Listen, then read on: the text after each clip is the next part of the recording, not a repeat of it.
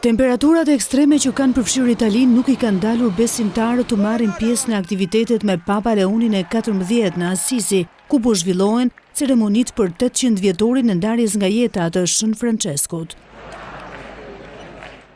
Në një vapër voluese, Mira Pellegrino mblodhë në shesh duke u mbrojtur me çadra, kapele dhe ventilator dore, ndërsa autoritetet shëndetësore kanë vendosur alarmin maksimal për të gjitha qytetet e monitoruara në Itali.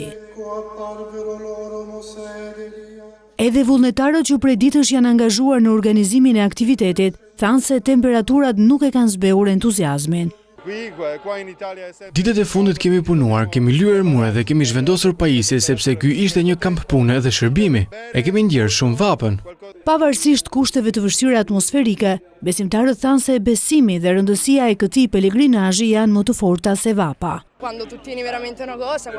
Kur beson vërtet tek diçka, edhe nëse është vap, bën përpjekjen dhe shkon gjithsesi.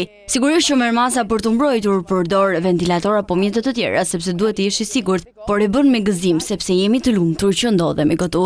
Sipas Ministrisë Italiane të Shëndetësisë, për herë të parë këtë vit, të 27 qytetet e monitoruara janë vendosur në nivelin më të lartë të alarmit për shkak të valës së të nxehtit.